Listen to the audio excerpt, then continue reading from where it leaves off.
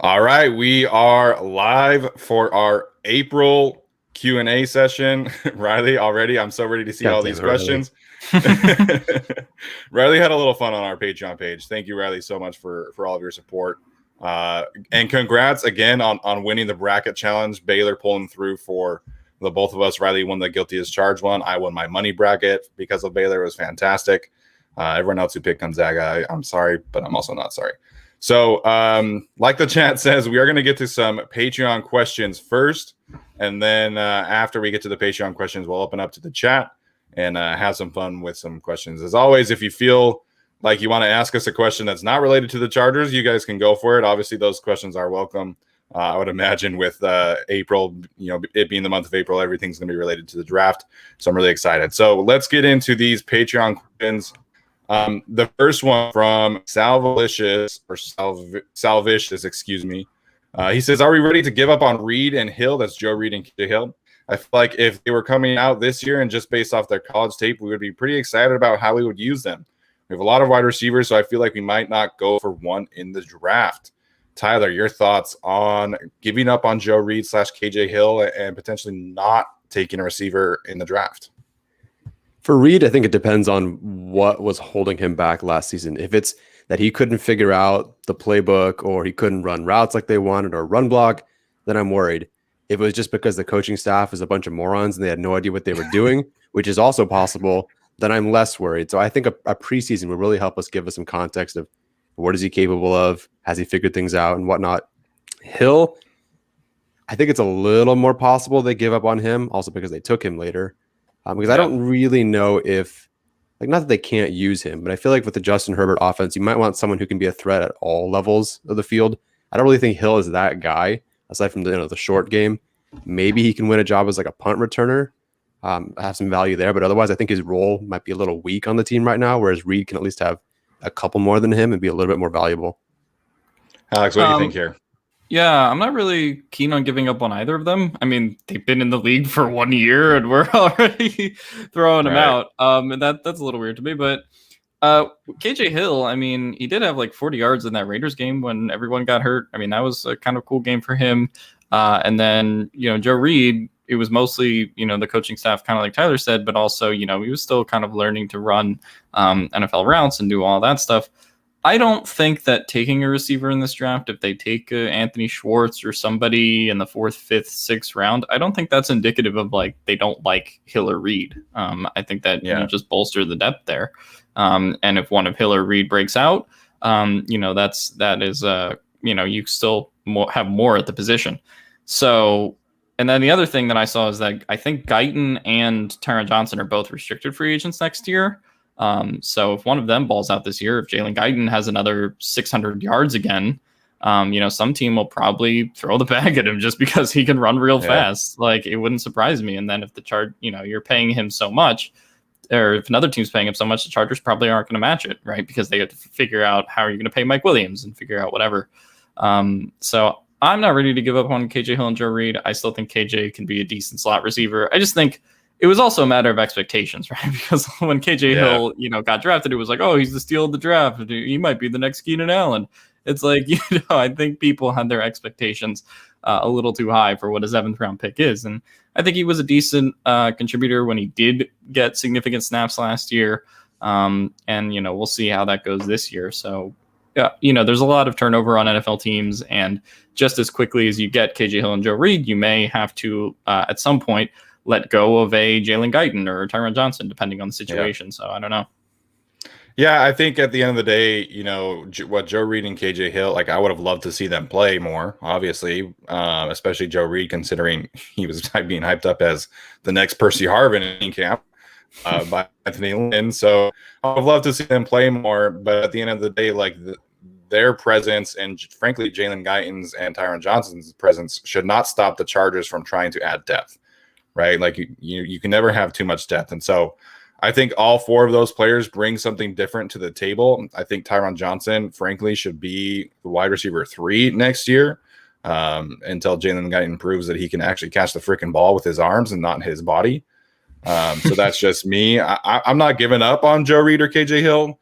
But at this point, like if they are able to upgrade, I'm not going to say no. And it's unfortunate, but at this point right now, it kind of seems like Joe Reed is more a practice squad, long-term development project, despite being hyped up as the next Percy Harvin. So unfortunate that he got those kind of expectations placed on him by the coaching staff and then didn't play. All right. So next question is from Riley, who did have a few questions. Riley, you did have a question about a certain corner from Kentucky. We're going to keep that for our next episode. So we're going to talk about that player in our next episode, but we will answer your other questions here. His first question, Brandon Staley seems pretty high on Uchenna Nwosu and Nasir Adderley, which is pretty exciting.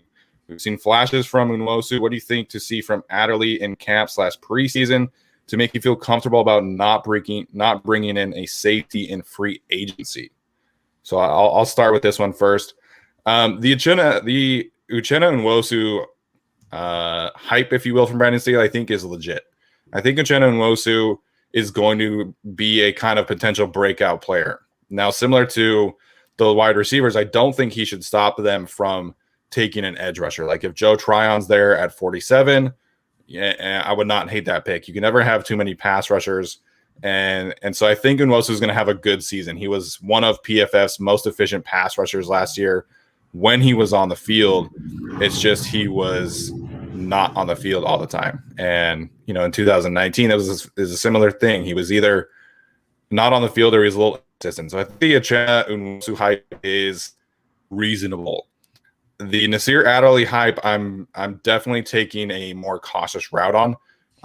To me, the biggest issue from Nasir Adderley last year is poor instincts. I don't think he was reading the field very well, and I don't think that he was reacting very well. So that to me kind of speaks on maybe a confidence issue. Maybe he was, not being able to kind of register what was happening from the coaching staff and what they were asking him.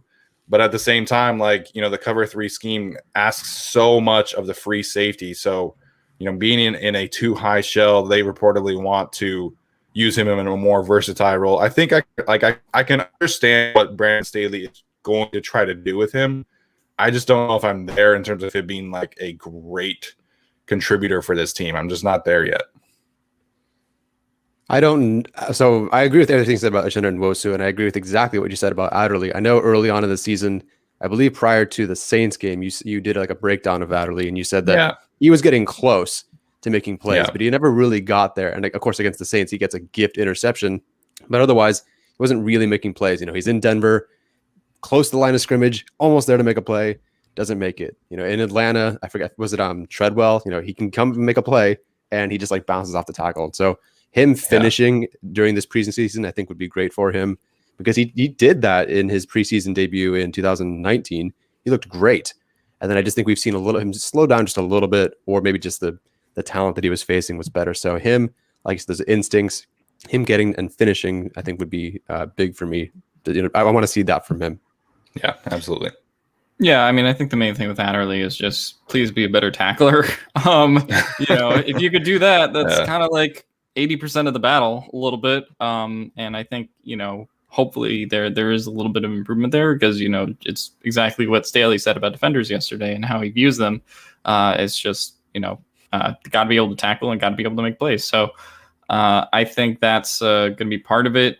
I probably have a little bit more faith in Adderley just based on kind of what I saw in his college tape and the fact that this coaching situation was a mess last year to make that kind of jump. And also the fact that, Derwin is going to be back, hopefully. That is going to help him if both of them are on the field together. And I think that kind of, him playing with Derwin is a lot different than him playing with Rayshon Jenkins, just in terms of the impact on the field and all that. So, I don't think that can be left out of the discussion. But definitely by the Uchenna Nwosu hype.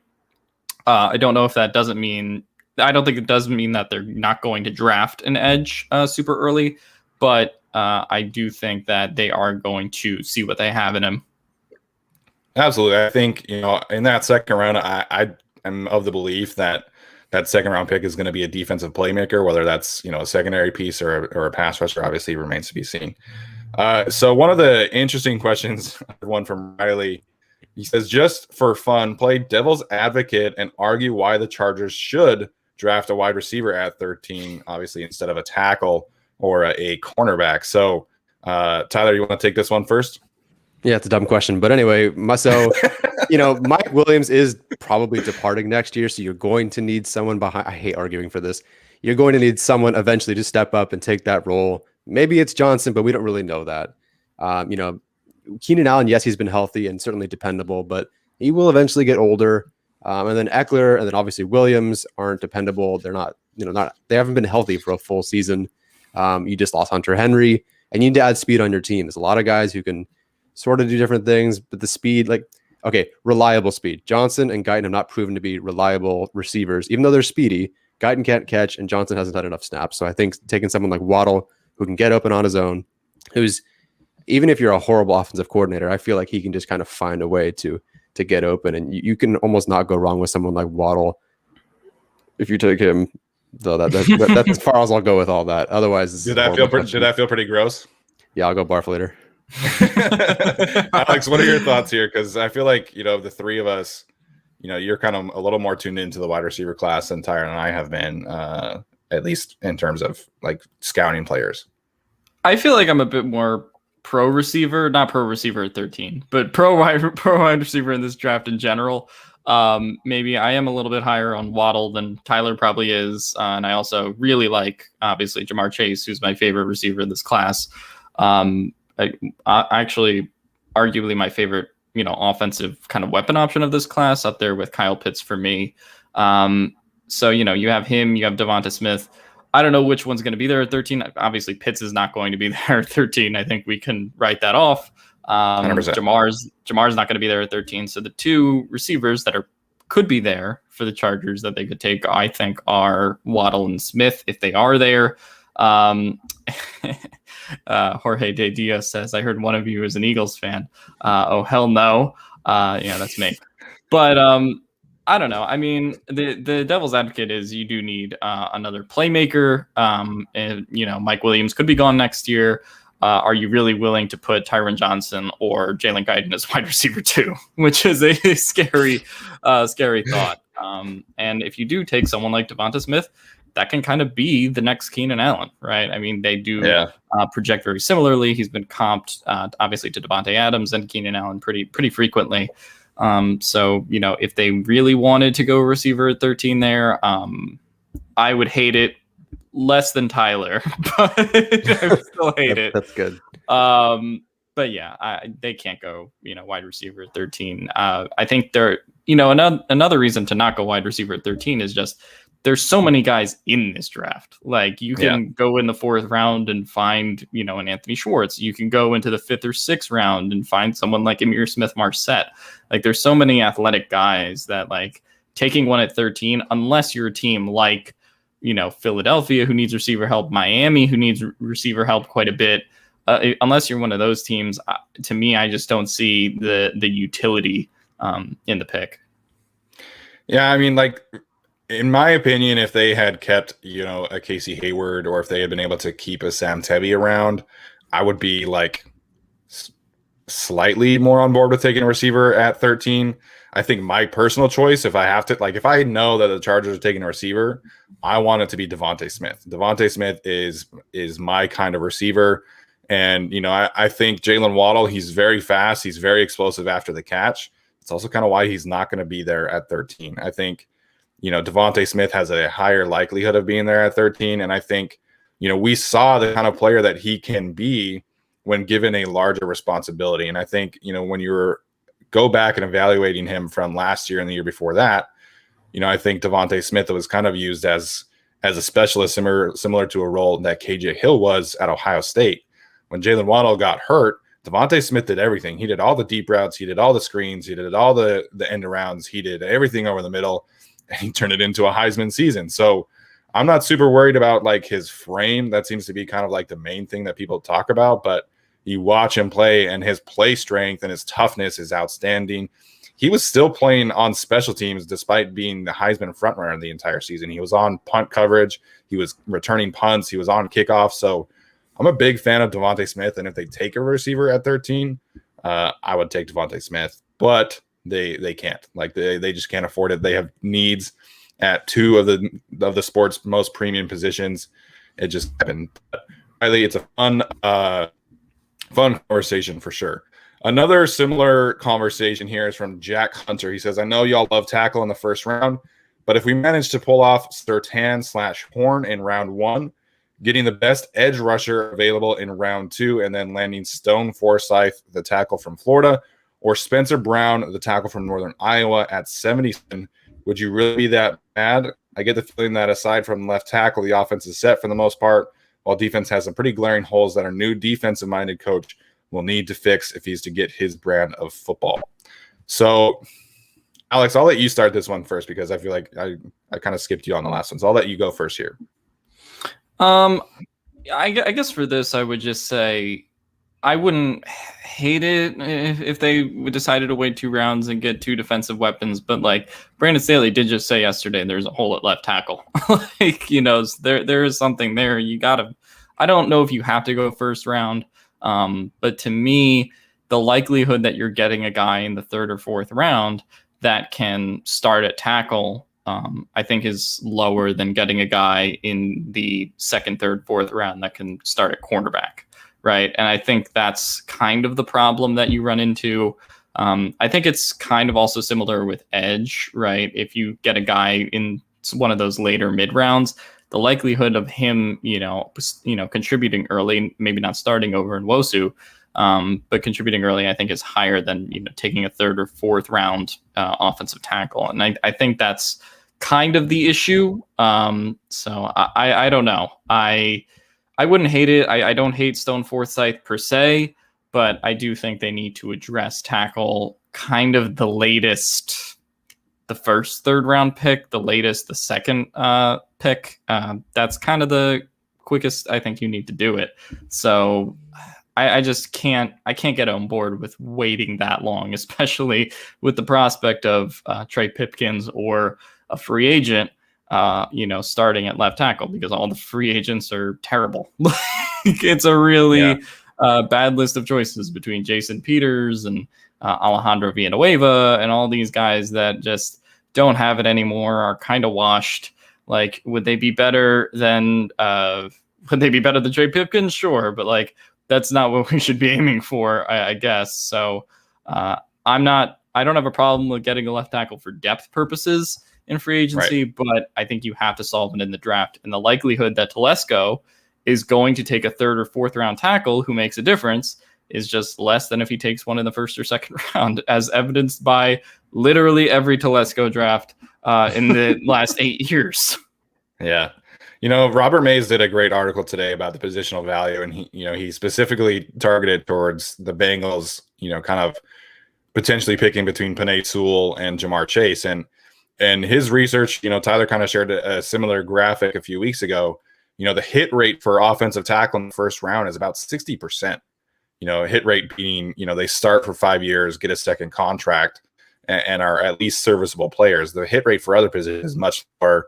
I think center is the highest, but there's only been like 3 or 4 centers picked in the 1st round. So I understand like this is a possible thing, and I would prefer Spencer Brown in this kind of situation. Somebody mentioned that Stone Forsythe is a wonderful pass blocker, and he's adequate. I would say that, but he's one of the worst run blockers I've seen in this class. Like, I'm not exactly. And Spencer Brown, like, I think Spencer Brown is a really, really good target for a team that needs like a developmental tackle.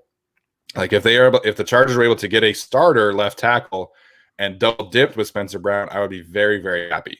So kind of like the last thing that I'll say here about the offensive tackles, at least on this, live show, for me, kind of the cutoff of like where I would be comfortable with this player starting day 1 is Brady Christensen. So obviously you have the big ones, Penei Sewell, Rashawn Slater. I still think Elijah Vera Tucker could be a left tackle. Tevin Jenkins, Samuel Cosme, Christian Darrisaw, Liam Eichenberg, Dylan Radunes, Alex Leatherwood, and Brady Christensen. Those are the players that I would be comfortable with starting on day 1. And that's the cutoff. I know a few people have said Walker Little. Walker Little hasn't played football in 2 years. So I'm not taking him at 47 and expecting him to start at left tackle from day 1. I would prefer to go in a different situation, a different route. but I'm just not comfortable waiting until round 3 to get a starting left tackle because, frankly, is that player even going to be better than Trey Pipkins?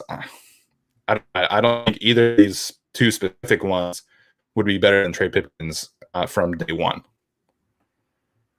Yeah, and you guys have basically covered everything so far. The only thing I'll add is that you can make the corner or DB room work with a variety of players who can do a variety of roles. You can't throw 3 rotational left tackles at the left tackle position and then somehow that'll work. It doesn't work like that. You need a legit blue chip prospect. Yeah, and I think the other thing someone said, like, I think Kareem in the chat says, you never know who's going to become a good player, right? Bakhtiari was a 3rd round pick, right?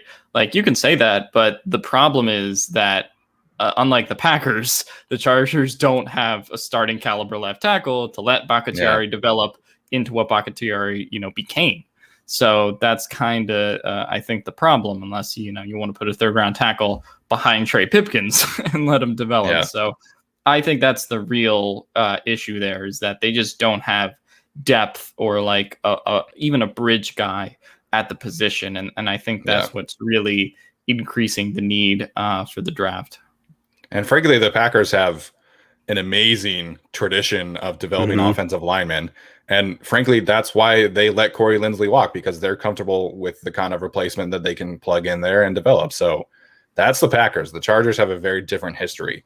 And so for me, like, people always say to me, like, oh, well, they haven't shown the kind of track record to develop offensive linemen. Well, that doesn't mean, to me, that means you take more swings at it. And specifically, you take more swings at it with top 50 picks. So to me, like, Christian Darrisaw, Rashawn Slater, whoever you choose at 13 has a much higher likelihood of developing into a true starting left tackle than anyone else in the 2nd round or 3rd round would. All right, we'll move on here.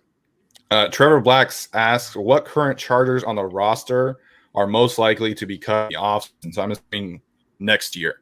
And to me, like, the most obvious one is Brian Bulaga. He has a $14 million cap hit next year and only a $3 million cap hit if they cut him before the start of the season. So obviously that kind of depends how he plays and if he plays very much, because obviously the health kind of was the biggest issue there. If he plays 12, 13 games and he plays really, really well, then I expect him to be on the roster again in 2022. But if he struggles with injury again, he kind of, just struggles on the field in general, then the Chargers would save nearly $11 million by cutting him. So I think that is really the biggest one. Other than that, it's really just, does Joe Reed not develop very well? Does Joshua Kelly not develop? Things like that. Right now, it's a little too hard to forecast that from, a year out. But I think Brian Bulaga is the most obvious cut. Surprise cuts. So Trevor said in the chat, any surprise cuts? I mean, I guess like Joshua Kelly could be a surprise cut, I suppose, but that wouldn't surprise me. Tom Telesco has drafted a running back and then cut him in the same offseason. So it's not like, and he was a 5th round pick or 6th round pick, I believe. So it's not like he will hold on to these guys because he has to. Surprise, I guess Easton Stick, I suppose. Like, that's not really a surprise, but the Chargers have not only brought in a legit QB2, but they've reportedly been meeting with other quarterbacks that could be those, undrafted free agent kind of camp bodies, which, granted, that doesn't mean they're going to replace Stick, but they find that they really like this QB2. Stick goes into preseason and bombs, and then they have another camp body or another guy they draft next year. I think they could definitely cut Easton Stick. Yeah, I think the Chargers could cut Easton Stick. It's really like all of the guys that have been drafted like the last 3 years that maybe just haven't produced to this point. Joshua Kelly, I think, is an interesting example, especially if they take like a Khalil Herbert or somebody in the 6th round of the draft. That's really kind of the only thing I can think of. It's there's just not like a lot of high salary guys that are going to be cut next year. Someone said Chris Harris in the chat. Chris Harris is a free agent after this year, so no one other than Brian Bulaga has the potential to really get cut in terms of cutting a guy before free agency to save money. So yeah, I think that it's really just going to be. You can throw KJ Hill in there. You can throw Joe Reed, Joshua Kelly, every guy from last draft, which is really sad to think about.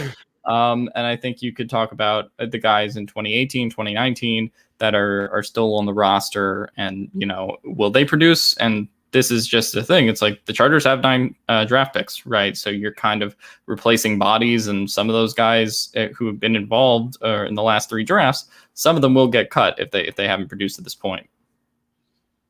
Riley, Leatherwood equals, what is that word? Cowskin tree flesh.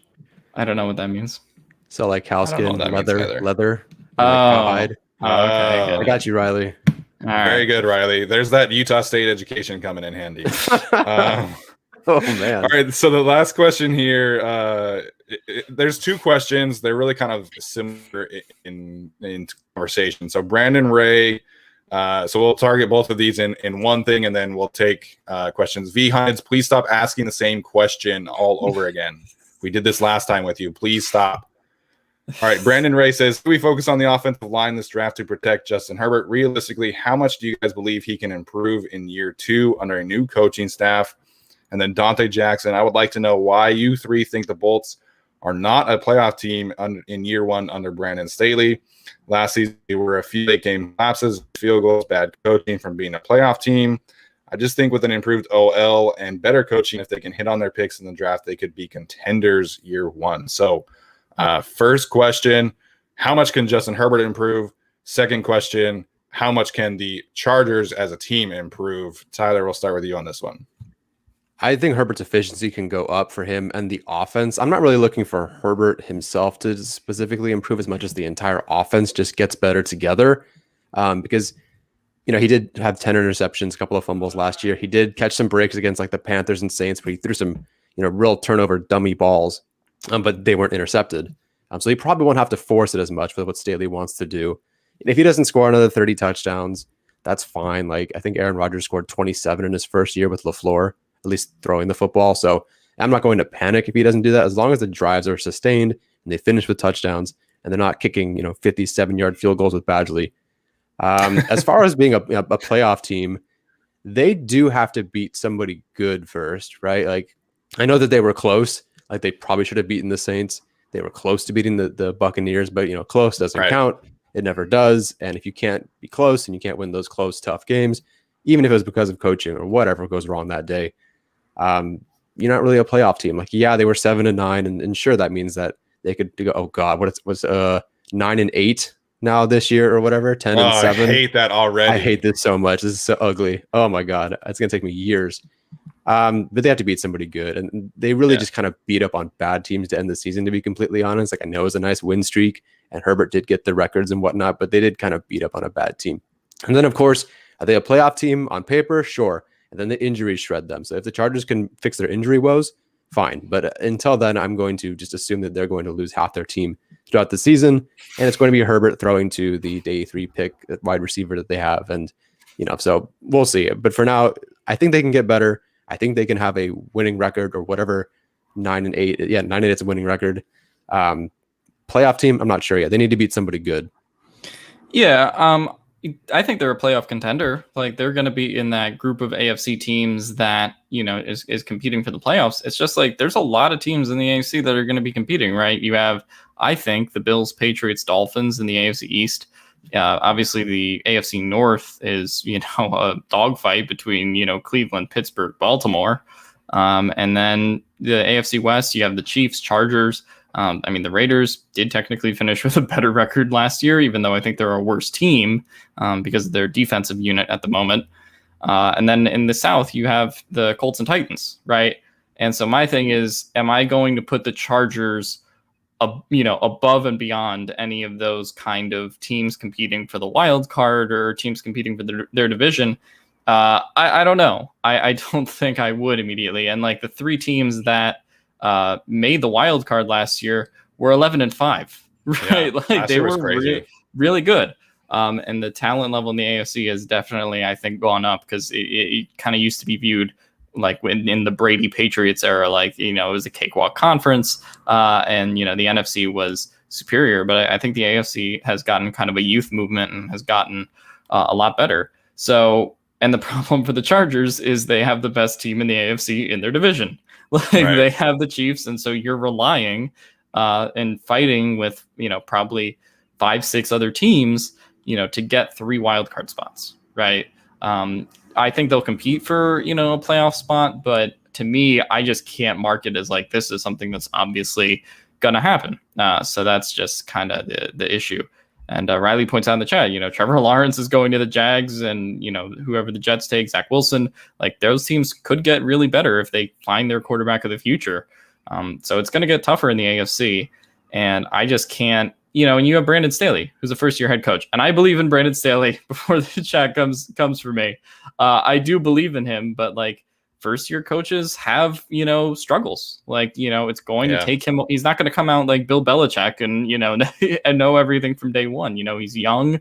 And I think it's going to take a while. That first season with Anthony Lynn, they started 0-4 and then, finished 9-3. So it could be, one thing where they kind of start bad at the beginning of the year and they don't quite know what they're doing. And then they find themselves throughout the season. And that's kind of what both the first Mike McCoy season and the first Anthony Lynn season were like. So, I have no idea what Brandon Staley's was going to be. Someone pointed out Lynn was 0-4. I have no idea what Brandon Staley's going to be, but I just think he's going to have some growing pains, and that's going to be normal for a coaching staff. So, that's just all I think on it. I think Justin Herbert can get better, have some more efficiency. There could also technically be some regression, but I think the new offensive line helps out a lot. So, I just think, and I get a lot of people who like pencil in the Chargers as a playoff team, and it's very fun every year to be like, oh, they're going to go 12-4, win the division. Like, yeah, that's really fun. But like, are they going to do it? I don't know. I think there's still a lot to be determined and a lot of things I think the coaching staff has to work through and holes they have to fill on the roster before we're like, this is above and beyond a playoff team, at least a wild card. Yeah, I agree with what you guys said. I think the ceiling for the Chargers is absolutely the playoffs, but they have to stay healthy. They have to hit on their draft picks like they were saying. I'm just not going to expect that. I'm not going to predict that to happen.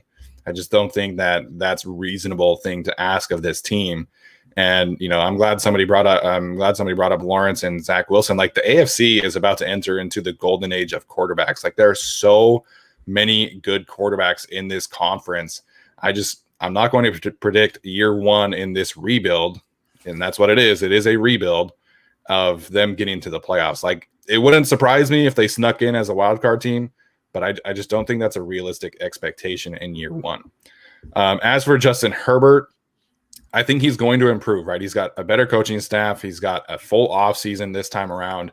I just don't think that will show in the statistics. I think he's going to be throwing less. I think he's going to be a little more efficient in his play, and I think that really is the goal. I don't really care if he throws for 4,500 yards and 40 touchdowns. I want him to be efficient, and I want him to grow in that regard. And frankly, I'm tired of him running for his life. So that really is like the main thing I want for Justin Herbert, is to get a better offensive line, which it seems like they should. All right, guys. So now that we have answered our Patreon questions, we are going to open up to the chat. So if you have a question now, feel free to type it in and we'll get to it. As always with these, we do place a preference on our Patreon supporters. We do Q&As every single month through Patreon, and then we live broadcast it. So that is where the first questions and topics come from. So if you got a question, please type it in the chat and we'll get to some of those right now. I'm just going to answer V Hunted's question about JC Horn. I think the Eagles are taking a wide receiver, probably. Yeah, I would expect them to.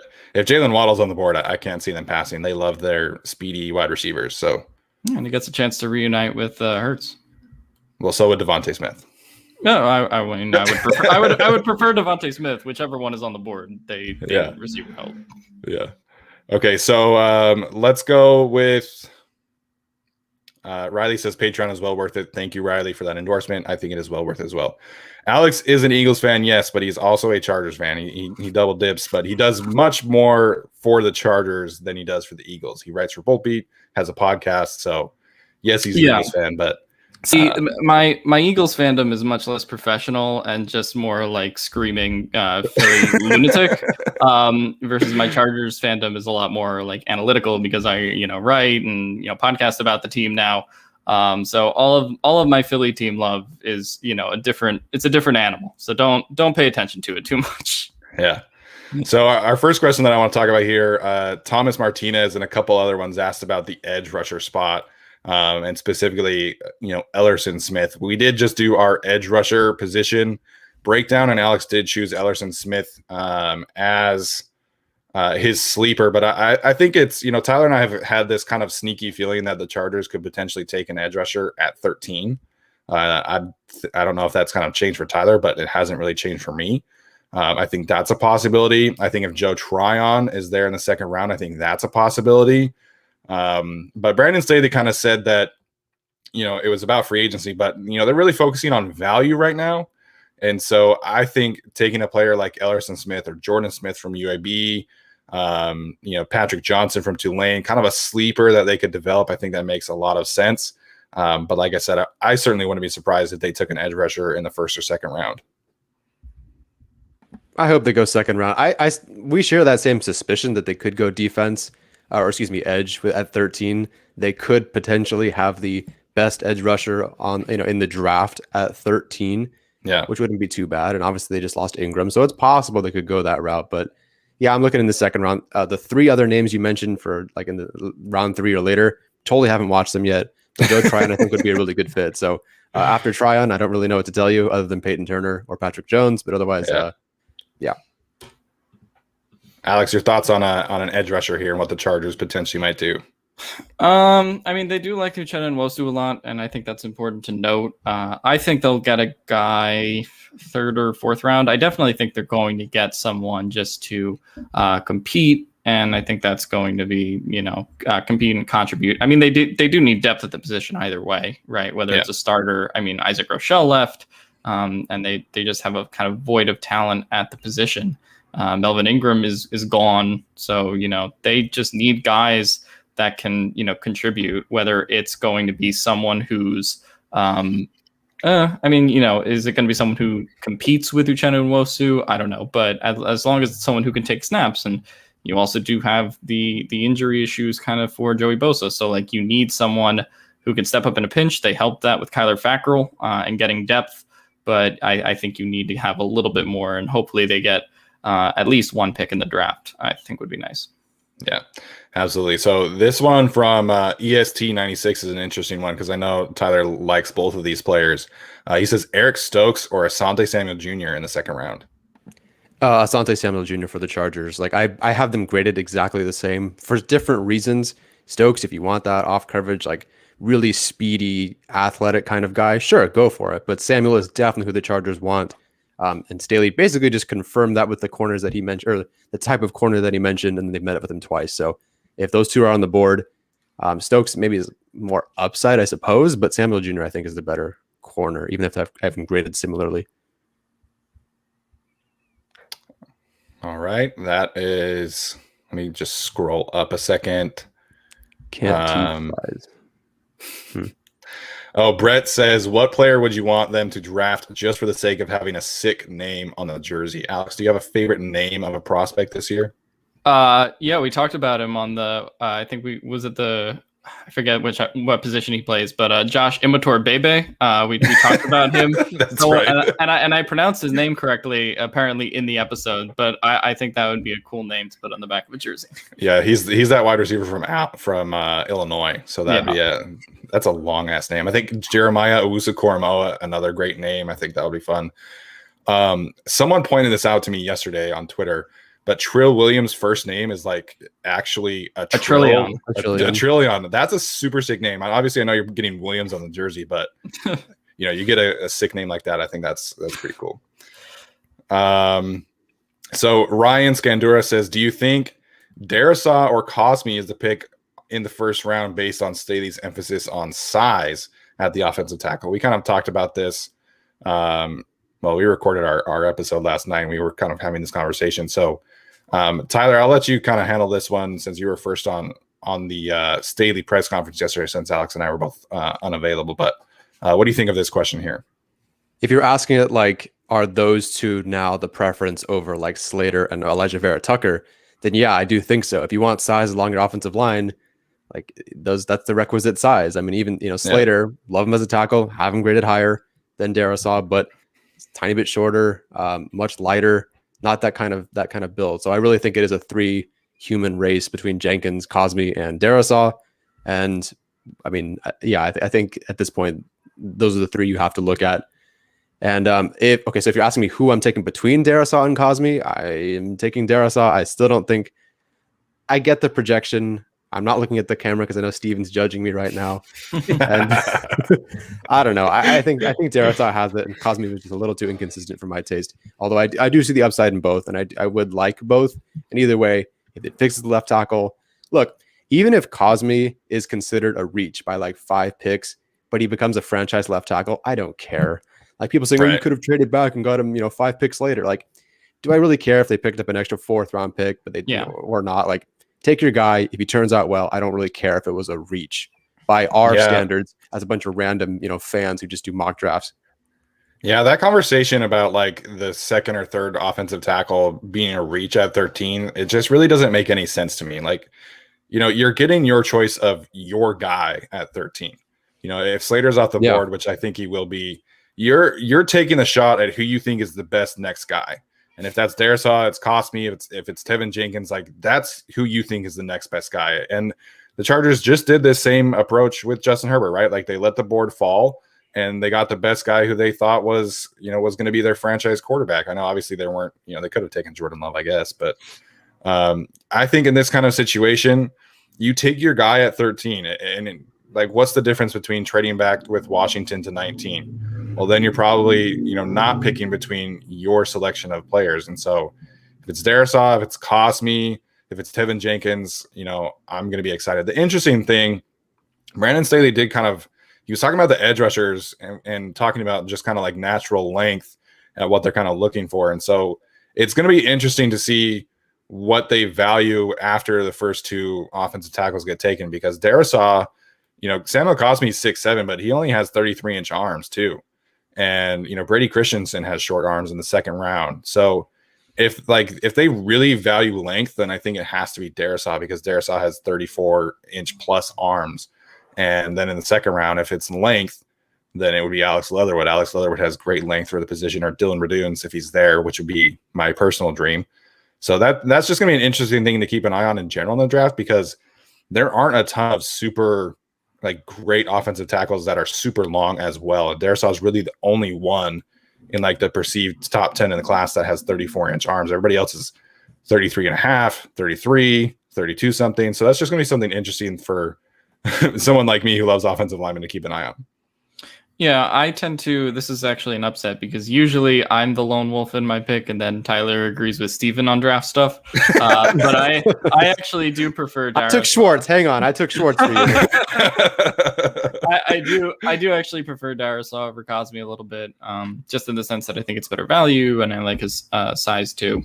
But to me, overdrafting is not a concern for me unless they're like, hey, let's take Brady Christensen with the 13th pick, because that's someone that you can wait until 47, or at least wait to trade up in the 2nd round to, go get.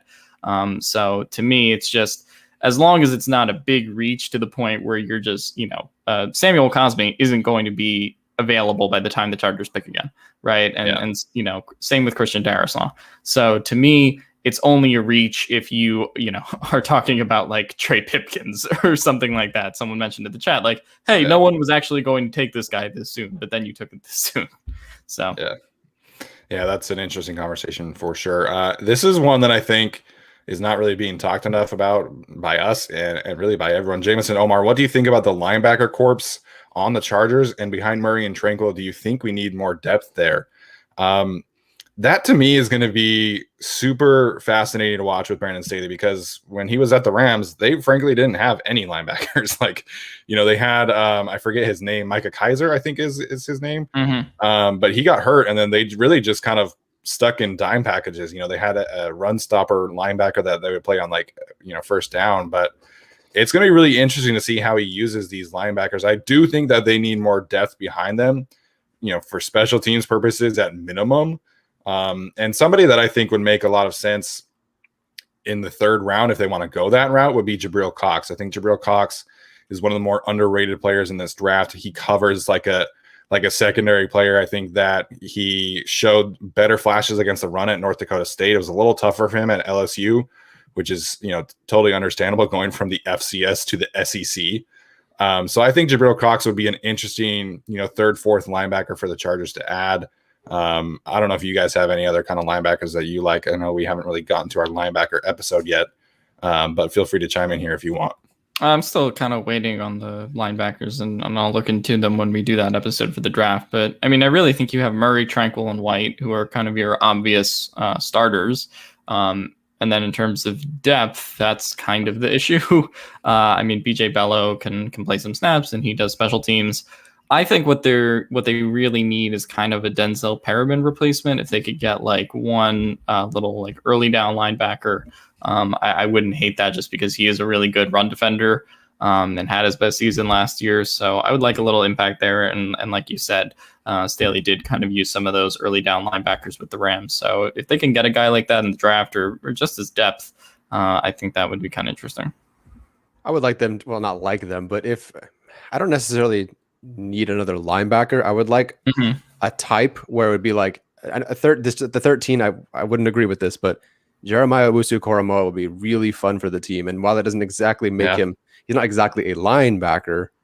He kind of has that go both ways sort of thing. And they also have Derwin James. So I think they'll be okay in that regard. But I can't trust either of those starting three right now. Murray is going to have some concerns for the rest of his career. Talk to what's his name? Is it Chow? I feel so racist saying that. Okay. He said there's going to be legit concerns for the longevity of his career. And that doesn't impact them next year, I hope. But yeah, I can't really trust either of those three guys to be healthy for an entire season. Yeah, so that's going to be an interesting one to keep an eye on there. Do you guys see Troy Pipkins starting at left or right tackle in the long run?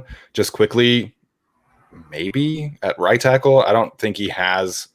I mean, he's got really good athletic traits, but he needs time. And like I think that was the mistake of Tom Telesco in drafting him, is that they didn't really give the team somebody to kind of hold the fort while he was developing. I think he was thrust in there a little too early. So just quickly on Trey Pipkins, Mr. Kicks 21, would you give up pick 47 for JC Jackson?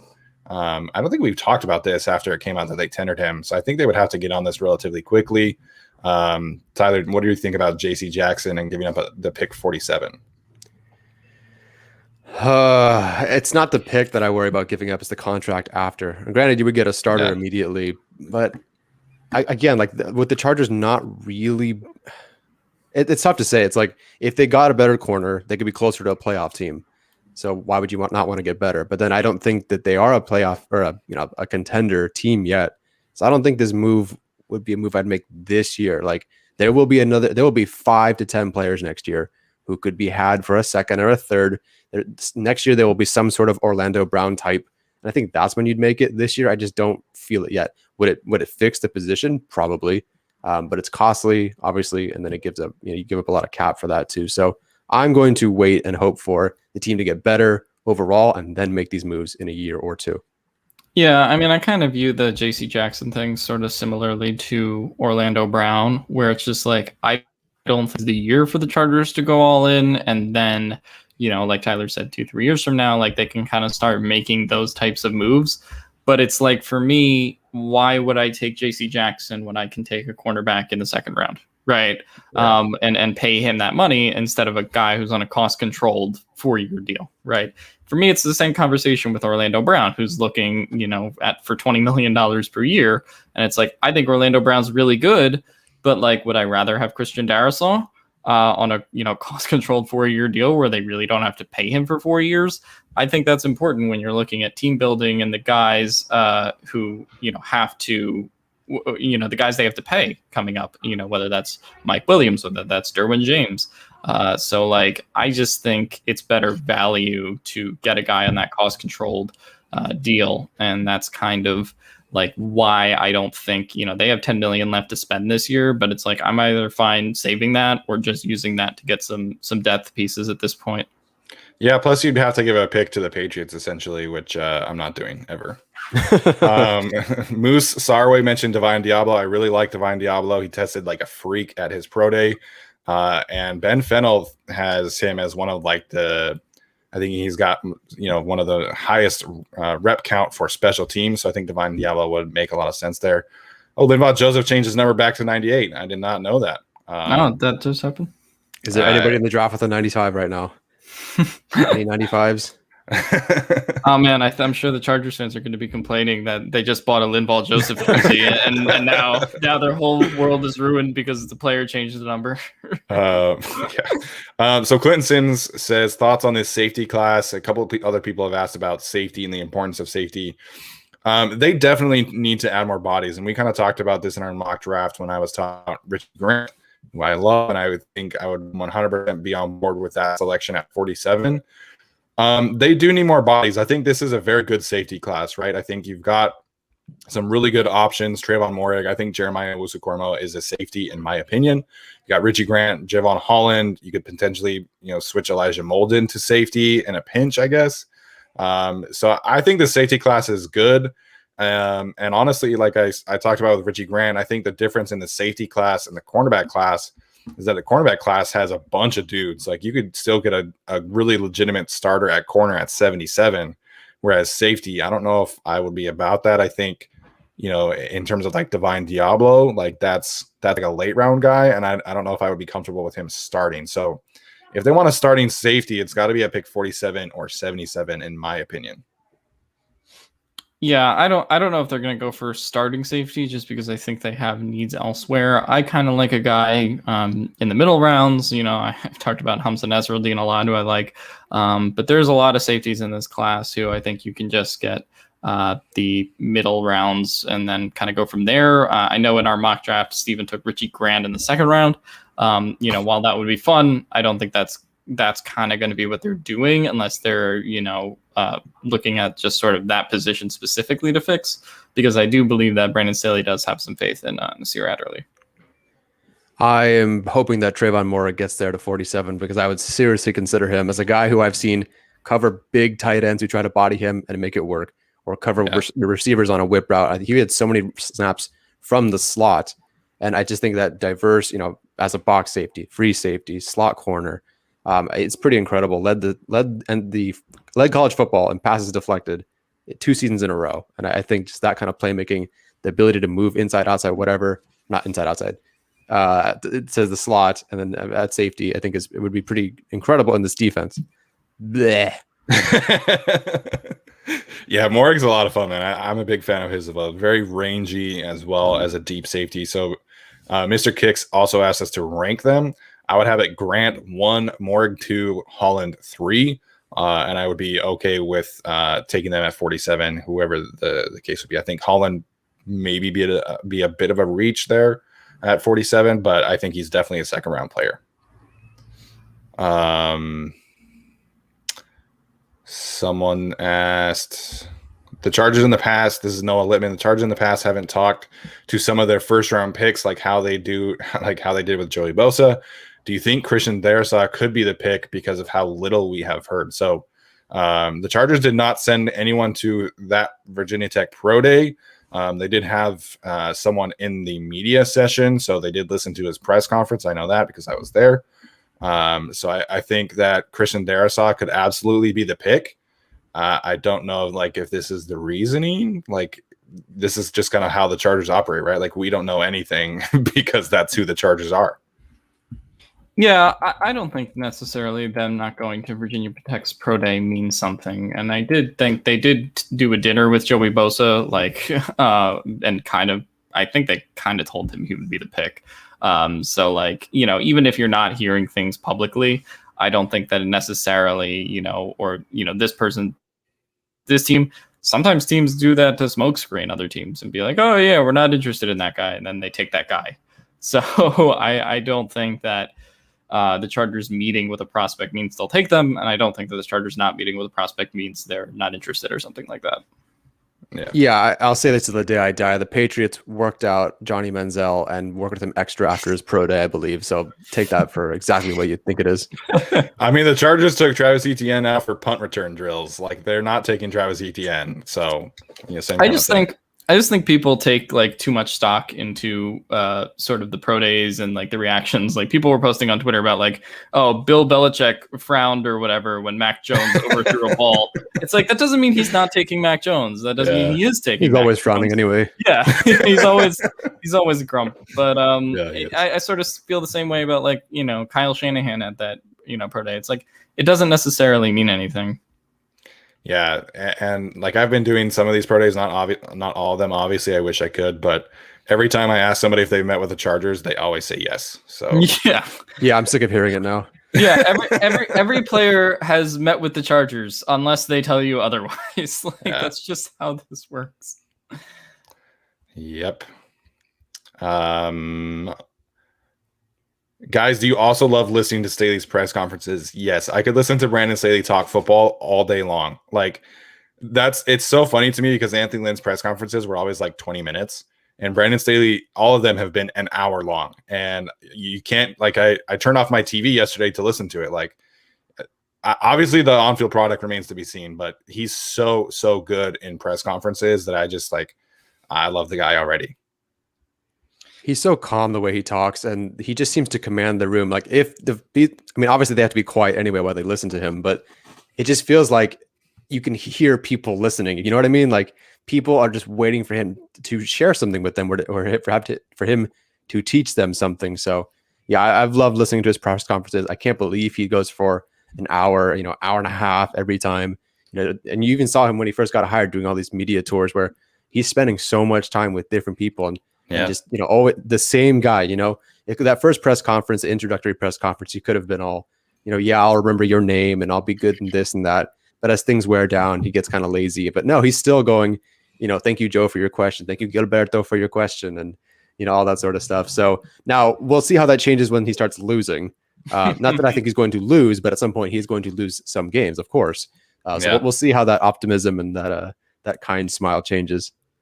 Yeah, I mean, I kind of went into the Brandon Staley experience, like that introductory press conference, like, all right, let's hear this guy talk or whatever. Like, just, I feel like I was kind of disillusioned after Anthony Lynn. And it was just like, okay, cool, you're talking, but I want to see the results on the field. Yeah. But when I watched that first introductory press conference he did, I'm like, okay, I can actually listen to this guy talk. And, he knows what he's talking about. He's interesting to listen to. Just from what I like and hearing those guys. So that's kind of my standpoint on it. And I actually like listening to the press conferences now because I don't want to say anything negative about Anthony Lynn, but Anthony Lynn had some real Biden kind of gaffes where he like compared stuff to Pearl Harbor. And, that's right. Yeah. Oh my gosh. He was like, our losing streak is like the Pearl Harbor. And I'm like, what? Dude, what the hell did you just say? Yeah. And I think he meant, because it was Pearl Harbor Day and like he meant things, but like, I just think Anthony Lynn was all about like, hey, I'm going to prepare my team for the game. Like, I don't think he really cared about, media availability and all that. Yeah. And I think that was kind of the issue. And, so I appreciate the coach who wants to tell people and kind of be direct a little bit. Cause he was just straight up yesterday. Like, yeah, one of Easton Stick or Chase Daniel would be cut, which I didn't expect yesterday. But he was like, just straight up, hey, this is what I'm thinking. Obviously he's not going to tell us who he's picking, who the Chargers are picking at 13 or who they're looking at. But, I think he gives as much details as he can possibly give. Yeah, absolutely. And the playoff thing, down the stretch was a very interesting decision by him. Let's see. So we'll take a couple more. We got a few more minutes. Isaiah Ramos, what are your thoughts on drafting Horn at 13 and trading to early second round to get Tevin Jenkins? Well, first of all, I think Tevin Jenkins, if the Chargers don't take Tevin Jenkins, I think the Raiders are going to take Tevin Jenkins. And I'm going to hate every single second of it because I love Tevin Jenkins. But trading back into the second round to get a tackle, I think makes a lot of sense because I think you have that kind of window right between like 28 to like 36, 37, like once the Jaguars make their second pick and things like that. And if the Bengals don't take, an offensive tackle 5, like they're going to take one in the second round. So I think trading back into the, late first, early second to get a tackle would make a lot of sense. especially if you do take J.C. Horn or Patrick Surtain at 13. Like I said, I think Dylan Radunes is kind of my guy in that regard. I would love to see that. He's got great length, great urgency out of his pass sets, really nasty run blocker. I know he's a small school guy, but I would have no doubts that he would be able to start right away for the Chargers, and I think that would be a fantastic outcome. They have to move up. Well, if they don't take a tackle at 13, they have to move up in that second round. I'm not a fan of moving up from 47 to 24 or 28 or whatever, but even if some of these guys fall like Radunes, Leatherwood, whatever. Well, first of all, Jenkins won't even be there, so there's no way you're trading up in the second round to get Jenkins. And personally, I'm not trading up to 20. Like Jenkins is probably going to go in the top 25 picks, and I'm not trading 100%. up that far for Jenkins, who's like, I mean, he's good, but like he's not 3 picks worth good. What was I going to say? Oh, they have to trade up because even though some of these guys might fall, we even saw that with Jawan Taylor, Cody Ford, and Dalton Reisner back in 2019. They went in like the first 10 whatever picks of the second round after that draft. Even though they fell all the way to the second round, they were gone the next day. Yeah, really, really early on. So if you want that guy, move up. And so I think trading up with the Dolphins would be a good spot. Yeah, I think they specifically have that extra third round pick that they can use this year. That's the most important thing. They have that and the compensatory. So if you have 2 third round picks, that's perfect ammunition to move up in the second round to wherever you need to get. Probably not super high, but you could move from like 47 to 41, like pretty realistically, just based off of one of those picks. Yeah, absolutely. Super interesting question here. And then we'll kind of wrap up. Mr. Kicks 21. If Gregory Rousseau is available at 47, is he the pick over a corner or a left tackle? We kind of talked about this on our own show, and then we talked about it with Brentley Weissman as well. The kind of window for Rousseau is honestly like insane to me because like there's going to be a defensive coach that looks at him and kind of views him as, a fresh ball of clay that they can mold into whoever they want. And so honestly, like I wouldn't be shocked if the Chargers took him at 13. I wouldn't be shocked if the Vikings took him at 14. And honestly, I wouldn't be shocked if he fell at like 50 because this edge rusher class has just been kind of all over the place. You've got so much love for Jason Owe, Kwity Paye, all these guys. If Rousseau's there at 47, I'm running to the podium and taking him right away. And I think Brandon Staley would as well. Yeah, I think Rousseau, if he's really going to be in the second round, is just incredible value. I don't think Rousseau will actually make it to the second round, though. I think that's just kind of, I don't know, maybe teams are setting smoke screens. I think teams are lower on him because of his pro day, but like just the raw talent, the raw size there, I think that's too much for a team to not make a move in the first round for him, whether that's late in the first round, mid first round. I don't know where exactly it will be, but I just think they're going to take somebody there. Yeah. Last, Tyler Van Leeuwen, I think that's how you say that. He's asked a couple of times, who do you think the Notre Dame pick will be? There's like 13 players this year from Notre Dame, and outside of Ian Book, yeah, like it's become kind of a running joke, but I mean, if Liam Eichenberg is their left tackle, I'd be thrilled. And if Aaron Banks is the selection, I would be thrilled. If Tommy Tremble is their selection, I'd be pretty happy. So, I mean, they've got a lot of guys. Gut feeling right now, I think it's going to be Aaron Banks. I think Aaron Banks checks a lot of boxes for them. Brandon Staley talked yesterday about them wanting to get bigger on the inside. Aaron Banks is 6'6". So Aaron Banks as a guard at pick number 77, I think checks a lot of boxes for them. And frankly, I just don't think that they can afford to pick a tight end at 77 anymore. I think we're probably looking at a day 3 tight end. So Aaron Banks would be my call right now. Ian Book for the 3-way quarterback competition between Easton Stick, Chase Daniel, and Ian Book.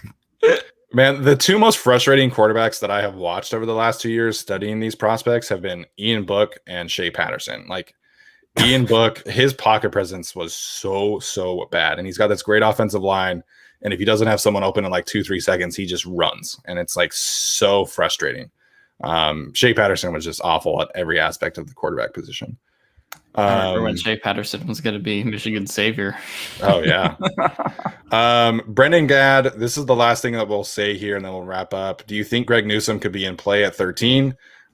Stay tuned. We talked about him on our next episode, which we recorded last night. So definitely keep in. All right, guys. Thank you so much for tuning in today. This has been awesome. Great questions. Apparently, I pronounced Tyler Van Leeuwen's last name right. So thank you. That's awesome.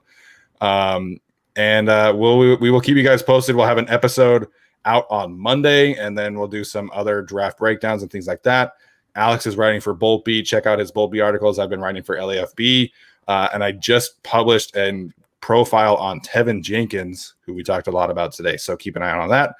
Thank you so much for the support. As always, you guys, we love you and we appreciate you. And we'll see you next time.